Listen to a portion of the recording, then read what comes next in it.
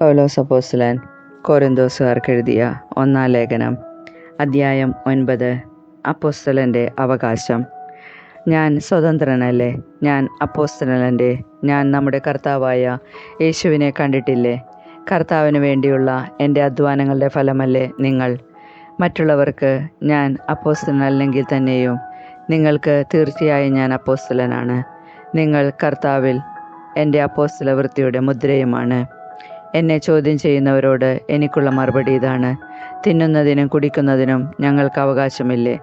മറ്റ് അപ്പോസ്തലന്മാരും കർത്താവിൻ്റെ സഹോദരന്മാരും കേപ്പായും ചെയ്യുന്നത് പോലെ സഹോദരിയായ ഒരു സ്ത്രീയെ കൊണ്ടു നടക്കാൻ ഞങ്ങൾക്കും അവകാശമില്ലേ?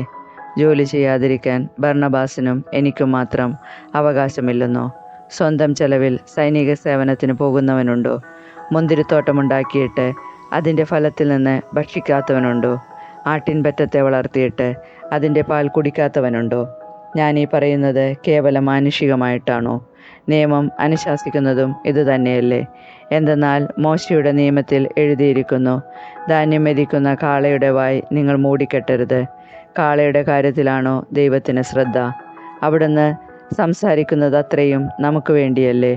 ഉഴുകുന്നവൻ പ്രതിഫലേച്ഛയോടും മെതിക്കുന്നവൻ ഓഹരി ലഭിക്കുമെന്ന പ്രതീക്ഷയോടും കൂടെ ജോലി ചെയ്യുന്നതിന് നമുക്ക് വേണ്ടി ഇതെഴുതപ്പെട്ടിരിക്കുന്നു.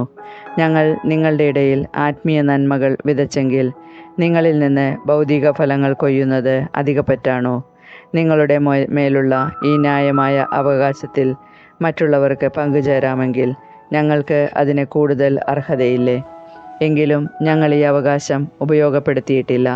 ക്രിസ്തുവിൻ്റെ സുവിശേഷത്തിന് ഒരു പ്രതിബന്ധവും ഉണ്ടാകാതിരിക്കാൻ എല്ലാം ഞങ്ങൾ സഹിക്കുന്നു. ദേവാലയ ജോലിക്കാർക്കുള്ള ഭക്ഷണം ദേവാലയത്തിൽ നിന്നാണെന്നും അൾത്താര ശുശ്രൂഷകർ ബലിവസ്തുക്കളുടെ പങ്കുപറ്റുന്നുവെന്നും നിങ്ങൾ അറിയുന്നില്ലേ?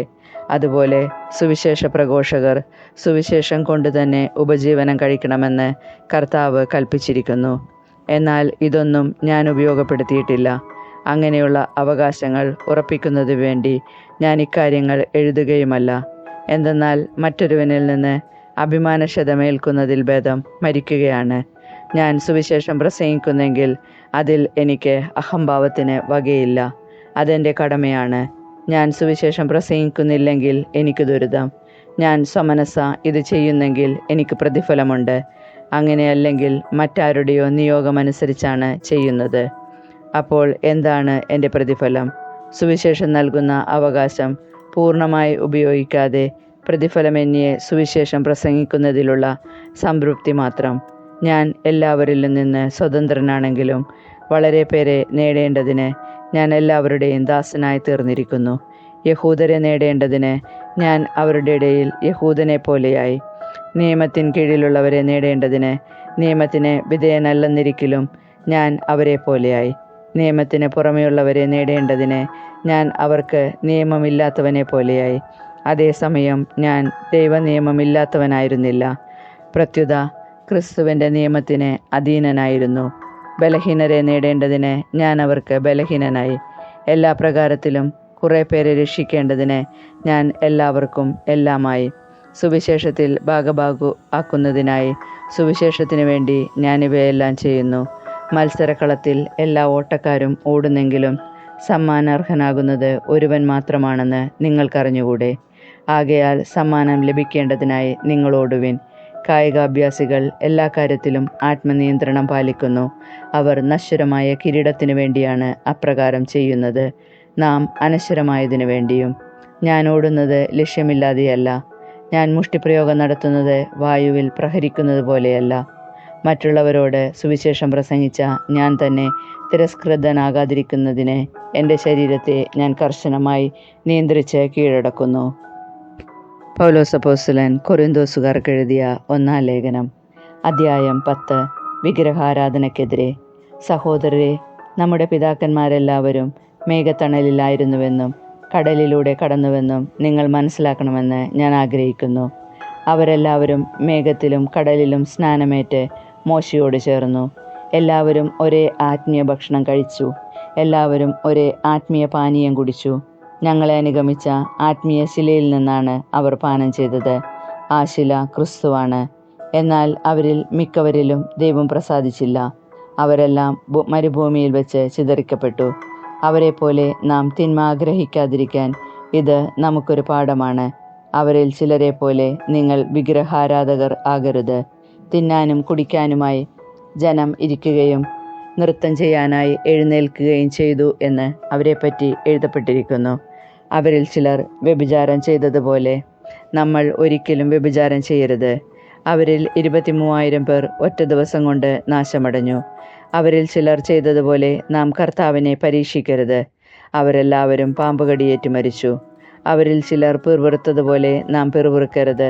സംഹാരകൻ അവരെ നശിപ്പിച്ചു കളഞ്ഞു. ഇതെല്ലാം അവർക്ക് ഒരു താക്കീതായിട്ടാണ് സംഭവിച്ചത്. നമുക്ക് ഒരു പാഠമാകേണ്ടതിന് അവയെല്ലാം എഴുതപ്പെട്ടിരിക്കുന്നു. യുഗങ്ങളുടെ അന്തിമഘട്ടം നമ്മിലാണല്ലോ വന്നെത്തിയിരിക്കുന്നത്. ആകയാൽ നിൽക്കുന്നു എന്ന് വിചാരിക്കുന്നവൻ വീഴാതെ സൂക്ഷിച്ചുകൊള്ളട്ടെ. മനുഷ്യസാധാരണമല്ലാത്ത ഒരു പ്രലോഭനവും നിങ്ങൾക്ക് നേരിട്ടിട്ടില്ല. ദൈവം വിശ്വസ്തനാണ്. നിങ്ങളുടെ ശക്തിക്കതീതമായ പ്രലോഭനങ്ങൾ ഉണ്ടാകാൻ അവിടുന്ന് അനുവദിക്കുകയില്ല. പ്രലോഭനങ്ങൾ ഉണ്ടാകുമ്പോൾ അവയെ അതിജീവിക്കാൻ വേണ്ട ശക്തി അവിടുന്ന് നിങ്ങൾക്ക് നൽകും. ആകയാൽ പ്രിയപ്പെട്ടവരെ, വിഗ്രഹാരാധനയിൽ നിന്ന് ഓടിയകലുവിൻ. വിവേകമതികളോടെന്ന പോലെ ഞാൻ നിങ്ങളോട് പറയുന്നു. ഞാൻ പറയുന്നത് നിങ്ങൾ തന്നെ വിധിക്കുവിൻ.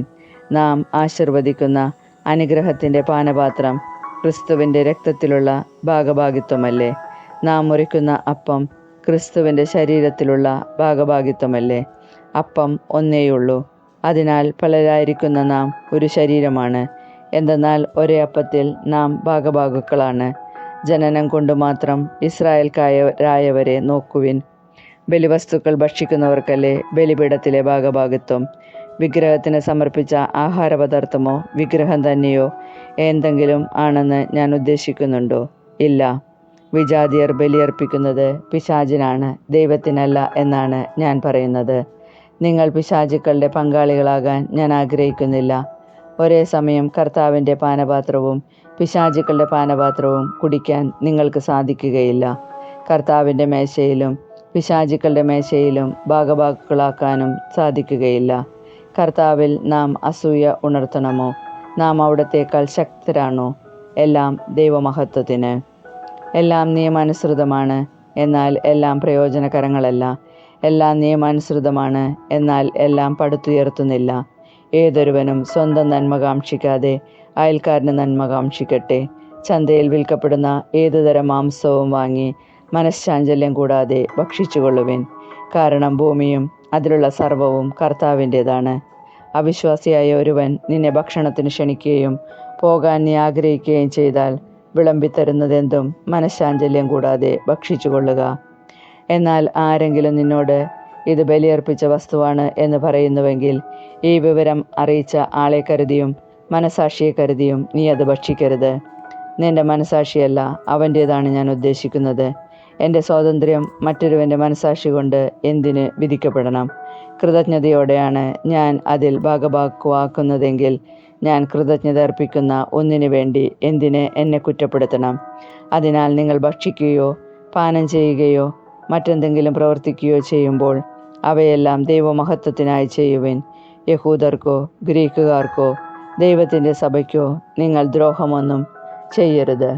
ഞാൻ തന്നെയും എല്ലാവരുടെയും രക്ഷയെ പ്രതി അനേകരുടെ പ്രയോജനത്തിനായി എൻ്റെ പ്രയോജനം നോക്കാതെ എല്ലാ കാര്യങ്ങളിലും എല്ലാവരെയും പ്രീതിപ്പെടുത്താൻ പരിശ്രമിച്ചുകൊണ്ടിരിക്കുന്നു. പൗലോസ് അപ്പോസ്തലൻ കൊരിന്ത്യർക്ക് എഴുതിയ 1-ാം ലേഖനം, അദ്ധ്യായം 11.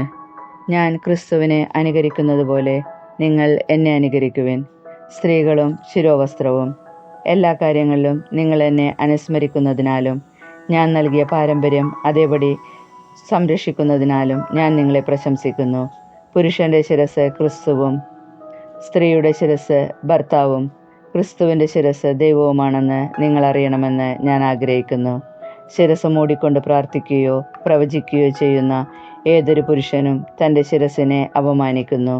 ശിരസ്സ് മൂടാതെ പ്രാർത്ഥിക്കുകയോ പ്രവചിക്കുകയോ ചെയ്യുന്ന ഏതൊരു സ്ത്രീയും തൻ്റെ ശിരസ്സിനെ അവമാനിക്കുന്നു. അവളുടെ തല മുണ്ഡനം ചെയ്യുന്നതിന് തുല്യമാണ്. സ്ത്രീ ശിരോവസ്ത്രം ഉപയോഗിക്കുന്നില്ലെങ്കിൽ മുടി മുറിച്ച് കളയട്ടെ. മുടി മുറിക്കുന്നതും തല ക്ഷൗരം ചെയ്യുന്നതും അവൾക്ക് ലജ്ജാകരമെങ്കിൽ ശിരോവസ്ത്രം ധരിക്കട്ടെ. പുരുഷൻ ദൈവത്തിൻ്റെ പ്രതിച്ഛായയും മഹിമയുമാകിയാൽ അവൻ തലമൂടരുത്. സ്ത്രീയാകട്ടെ പുരുഷൻ്റെ മഹിമയാണ്. പുരുഷൻ സ്ത്രീയിൽ നിന്നല്ല, സ്ത്രീ പുരുഷനിൽ നിന്നാണ് ഉണ്ടായത്. പുരുഷൻ സൃഷ്ടിക്കപ്പെട്ടത് സ്ത്രീക്ക് വേണ്ടിയല്ല, സ്ത്രീ സൃഷ്ടിക്കപ്പെട്ടത് പുരുഷന് വേണ്ടിയാണ്. ദൂതന്മാരെ ആദരിച്ച് വിധേയത്വത്തിൻ്റെ പ്രതീകമായ ശിരോവസ്ത്രം അവൾക്കുണ്ടായിരിക്കട്ടെ. കർത്താവിൽ പുരുഷനും സ്ത്രീയും പരസ്പരം ആശ്രയിച്ചാണ് നിലകൊള്ളുന്നത്. എന്തെന്നാൽ സ്ത്രീ പുരുഷനിൽ നിന്ന് ഉണ്ടായതുപോലെ ഇന്ന് പുരുഷൻ സ്ത്രീയിൽ നിന്ന് പിറക്കുന്നു. എല്ലാം ദൈവത്തിൽ നിന്ന് തന്നെ. സ്ത്രീ തലമറയ്ക്കാതെ ദൈവത്തോട് പ്രാർത്ഥിക്കുന്നത് ഉചിതമാണോ എന്ന് നിങ്ങൾ തന്നെ തീരുമാനിക്കുവിൻ. നീണ്ട മുടി പുരുഷന് അവമാനമാണെന്നും സ്ത്രീക്ക് അത് ഭൂഷണമാണെന്നും പ്രകൃതി തന്നെ പഠിപ്പിക്കുന്നില്ലേ? തലമുടി സ്ത്രീക്ക് ഒരാവരണമായി നൽകപ്പെട്ടിരിക്കുന്നു. അഭിപ്രായ വ്യത്യാസമുള്ളവരോട് എനിക്ക് പറയാനുള്ളത്, ഞങ്ങൾക്കോ ദൈവത്തിൻ്റെ സഭകൾക്കോ മേൽപ്പറഞ്ഞതൊഴികെ മറ്റൊരു സമ്പ്രദായവുമില്ല എന്നാണ്. അത്താഴ വിരുന്നിൽ ഭിന്നിപ്പ്. ഇനി പറയാൻ പോകുന്ന കാര്യങ്ങളിൽ ഞാൻ നിങ്ങളെ പ്രശംസിക്കുന്നില്ല. എന്തെന്നാൽ നിങ്ങളുടെ സമ്മേളനങ്ങൾ ഗുണത്തിന് പകരം ദോഷമാണ് ചെയ്യുന്നത്. ഒന്നാമത്, നിങ്ങൾ സഭയുമായി സമ്മേളിക്കുമ്പോൾ നിങ്ങളുടെ ഇടയിൽ ഭിന്നിപ്പുണ്ടെന്ന് ഞാൻ കേൾക്കുന്നു. അത് ഭാഗികമായി ഞാൻ വിശ്വസിക്കുകയും ചെയ്യുന്നു. നിങ്ങളിൽ യോഗ്യരെ തിരിച്ചറിയാൻ ഭിന്നിപ്പുകൾ ഉണ്ടാകുകയെന്നതും ആവശ്യമാണ്. നിങ്ങൾ ഒന്നിച്ചു കൂടുമ്പോൾ കർത്താവിൻ്റെ അത്താഴമല്ല നിങ്ങൾ ഭക്ഷിക്കുന്നത്. കാരണം ഓരോരുത്തരും നേരത്തെ തന്നെ സ്വന്തം ഭക്ഷണം കഴിക്കുന്നു. തൽഫലമായി ഒരുവൻ വിശന്നും അപരൻ കുടിച്ച് ഉന്മത്തനായി ഇരിക്കുന്നു. എന്ത് തിന്നാനും കുടിക്കാനും നിങ്ങൾക്ക് വീടുകളില്ലേ? അതോ നിങ്ങൾ ദൈവത്തിൻ്റെ സഭയെ അവഗണിക്കുകയും ഒന്നുമില്ലാത്തവരെ അവഹേളിക്കുകയും ചെയ്യുന്നുവോ? നിങ്ങളോട് ഞാൻ എന്താണ് പറയേണ്ടത്? ഇക്കാര്യത്തിൽ നിങ്ങളെ പ്രശംസിക്കണമോ? ഇല്ല, ഞാൻ പ്രശംസിക്കുകയില്ല. പുതിയ ഉടമ്പടി. കർത്താവിൽ നിന്ന് എനിക്ക് ലഭിച്ചതും ഞാൻ നിങ്ങളെ ഭരമേൽപ്പിച്ചതുമായ കാര്യം ഇതാണ്. കർത്താവായ യേശു താൻ ഒറ്റിക്കൊടുക്കപ്പെട്ട രാത്രിയിൽ അപ്പമെടുത്ത് കൃതജ്ഞത അർപ്പിച്ചതിനു ശേഷം അത് മുറിച്ചുകൊണ്ട് അരുളിച്ചെയ്തു, ഇത് നിങ്ങൾക്ക് വേണ്ടിയുള്ള എൻ്റെ ശരീരമാണ്. എൻ്റെ ഓർമ്മയ്ക്കായി നിങ്ങളിത് ചെയ്യുവിൻ. അപ്രകാരം തന്നെ അത്താഴത്തിന് ശേഷം പാനപാത്രമെടുത്ത് അരുളിച്ചെയ്തു, ഇത് എൻ്റെ രക്തത്തിലുള്ള പുതിയ ഉടമ്പടിയാണ്. നിങ്ങളിത് പാനം ചെയ്യുമ്പോഴെല്ലാം എൻ്റെ ഓർമ്മയ്ക്കായി ചെയ്യുവിൻ. നിങ്ങൾ ഈ അപ്പം ഭക്ഷിക്കുകയും ഈ പാത്രത്തിൽ നിന്ന് പാനം ചെയ്യുകയും ചെയ്യുമ്പോഴെല്ലാം കർത്താവിൻ്റെ മരണം അവൻ്റെ പ്രത്യാഗമനം വരെ പ്രഖ്യാപിക്കുകയാണ് ചെയ്യുന്നത്. തന്മൂലം ആരെങ്കിലും അയോഗ്യതയോടെ കർത്താവിൻ്റെ അപ്പം ഭക്ഷിക്കുകയും പാത്രത്തിൽ നിന്ന് പാനം ചെയ്യുകയും ചെയ്താൽ അവൻ കർത്താവിൻ്റെ ശരീരത്തിനും രക്തത്തിനും എതിരെ തെറ്റ് ചെയ്യുന്നു. അതിനാൽ ഓരോരുത്തരും ആത്മശോധന ചെയ്തതിനു ശേഷം ഈ അപ്പം ഭക്ഷിക്കുകയും പാത്രത്തിൽ നിന്ന് പാനം ചെയ്യുകയും ചെയ്യട്ടെ. എന്തുകൊണ്ടെന്നാൽ ശരീരത്തെ വിവേചിച്ചറിയാതെ ഭക്ഷിക്കുകയും പാനം ചെയ്യുകയും ചെയ്യുന്നവൻ തൻ്റെ തന്നെ ശിക്ഷാവിധിയാണ് ഭക്ഷിക്കുന്നതും പാനം ചെയ്യുന്നതും. നിങ്ങളിൽ പലരും രോഗികളും ദുർബലരും ആയിരിക്കുന്നതിനും ചിലർ മരിച്ചുപോയതിനും കാരണമിതാണ്. നാം നമ്മെ തന്നെ ശരിയായി വിധിച്ചിരുന്നെങ്കിൽ നാം വിധിക്കപ്പെടുകയില്ലായിരുന്നു. എന്നാൽ കർത്താവ് നമ്മെ വിധിക്കുകയും ശിക്ഷണ വിധേയമാക്കുകയും ചെയ്യുന്നു. അത് ലോകത്തോടൊപ്പം നമ്മൾ ശിക്ഷിക്കപ്പെടാതിരിക്കാൻ വേണ്ടിയാണ്. എൻ്റെ സഹോദരരെ, നിങ്ങൾ ഭക്ഷണം കഴിക്കാൻ സമ്മേളിക്കുമ്പോൾ അന്യോന്യം കാത്തിരിക്കുവിൻ. വിശപ്പുള്ളവൻ വീട്ടിലിരുന്ന് ഭക്ഷിച്ചുകൊള്ളട്ടെ, അല്ലെങ്കിൽ നിങ്ങളുടെ സമ്മേളനം ശിക്ഷാവിധിക്ക് ഉപകരിക്കുന്നുള്ളൂ. ഇനിയുള്ള കാര്യങ്ങൾ ഞാൻ വരുമ്പോൾ ക്രമപ്പെടുത്തിക്കൊള്ളാം. പൗലോസ് അപ്പോസ്തലൻ കൊരിന്തോസുകാർക്ക് എഴുതിയ 1-ാം ലേഖനം, അധ്യായം 12. പരിശുദ്ധാത്മാവിൻ്റെ ദാനങ്ങൾ. സഹോദരരെ, നിങ്ങൾ ആത്മീയ ദാനങ്ങളെക്കുറിച്ച് അറിവുള്ളവരായിരിക്കണമെന്ന് ഞാൻ ആഗ്രഹിക്കുന്നു. നിങ്ങൾ വിജാതീയരായിരുന്നപ്പോൾ സംസാരശേഷിയില്ലാത്ത വിഗ്രഹങ്ങളുടെ അടുത്തേക്ക് അബദ്ധസഞ്ചാരം ചെയ്തിരുന്നത് ഓർക്കുന്നുണ്ടല്ലോ. ദൈവാത്മാവ് മുഖേന സംസാരിക്കുന്നവരും യേശു ശപിക്കപ്പെട്ടവനാണെന്ന് ഒരിക്കലും പറയുകയില്ലെന്നും യേശു കർത്താവാണെന്ന് പറയാൻ പരിശുദ്ധാത്മാവ് മുഖേന അല്ലാതെ ആർക്കും സാധിക്കുകയില്ലെന്നും നിങ്ങൾ ഗ്രഹിക്കണമെന്ന് ഞാൻ ആഗ്രഹിക്കുന്നു. ദാനങ്ങളിൽ വൈവിധ്യമുണ്ടെങ്കിലും ആത്മാവ് ഒന്നു തന്നെ. ശുശ്രൂഷകളിൽ വൈവിധ്യമുണ്ടെങ്കിലും കർത്താവ് ഒന്നു തന്നെ.